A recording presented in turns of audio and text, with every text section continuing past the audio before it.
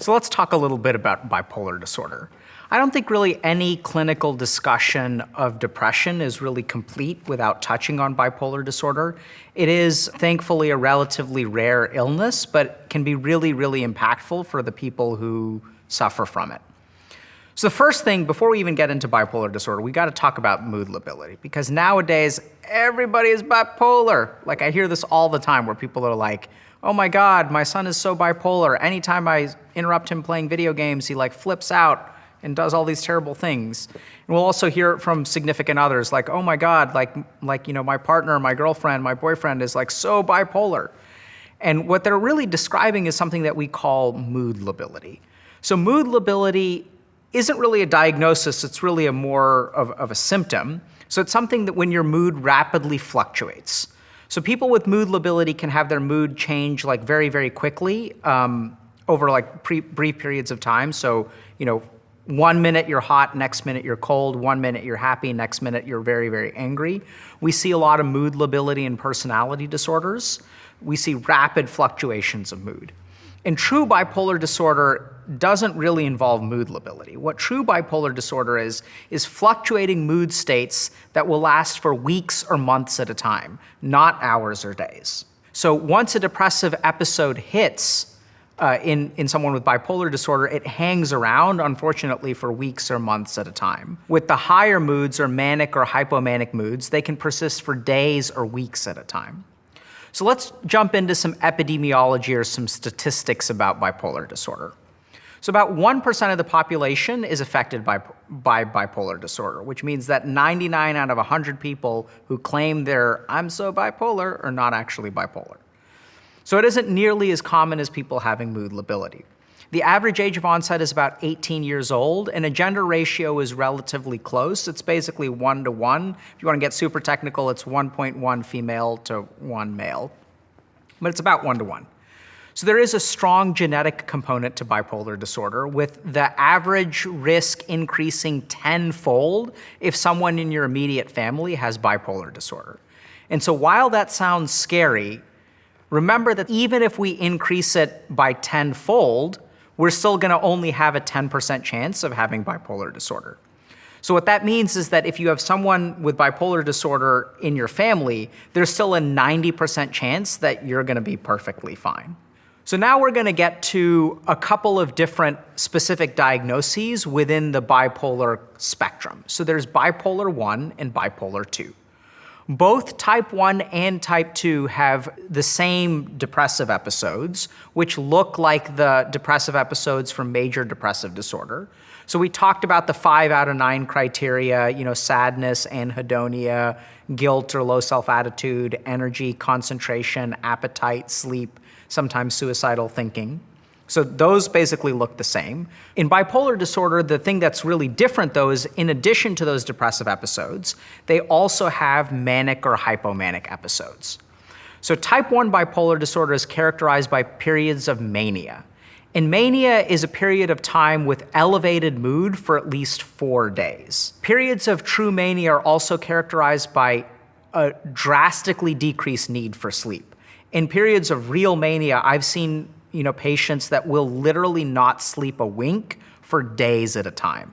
So people who are manic can go, with 2 hours of sleep a night. Sometimes they don't even need to sleep at night. And the key thing here is that there are other conditions where people can not sleep for days, but people with bipolar disorder aren't affected at all. So they have persistently high energy despite not sleeping. And it seems like the neurochemistry for people with bipolar disorder is actually different from people with MDD. And that also results in slightly different treatments, or actually drastically different treatments, for people with bipolar disorder.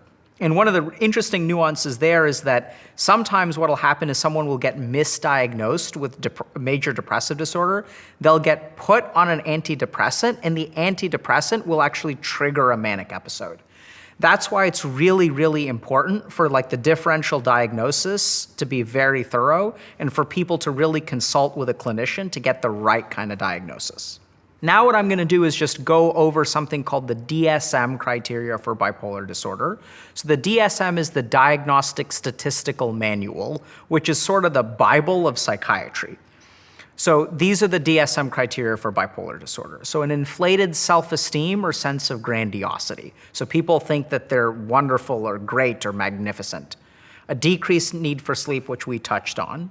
People have more talkative or pressured speech. This is a really big one for, if you've had a friend who's been manic, you'll really notice this, where you feel like you can't get a word in. They'll show up at your place and they'll just start talking. They'll just keep talking, and you really can't communicate with them. It's really hard to talk to them. Related to pressured speech is something called flight of ideas, where their mind wanders from one thing to another. So they're talking about one thing, and then they talk about this, and they're like, oh, did you see the weather?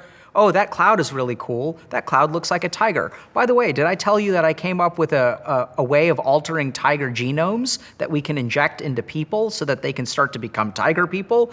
Related to flight of ideas is distractibility. So their attention moves from one thing to the next. So when we think about flight of ideas, it's an internal movement. So their mind naturally goes from A to B to C to D. In distractibility, they're very bound by stimuli around them. So they get distracted by this thing, and then distracted by that thing, and then distracted by that thing. So distractibility is another key feature. So people with mania also have increased goal-directed activity. So they may adopt new projects. One patient that I had was like all into aquaponics and spent his entire life savings in developing like an aquaponics laboratory. Speaking of spending, so another key feature is excessive involvement in what we call high-cost activities. These are things like spending sprees, gambling, nowadays investing with all these apps and stuff, and sometimes also like high-risk sexual behavior. So it's not just money-related cost.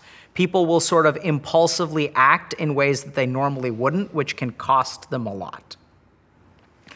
And so all it takes to get diagnosed with bipolar type 1 is just one instance of a manic episode. And sometimes you'll see this where people will have 3 or 4 depressive episodes and the mania will be a little bit more rare.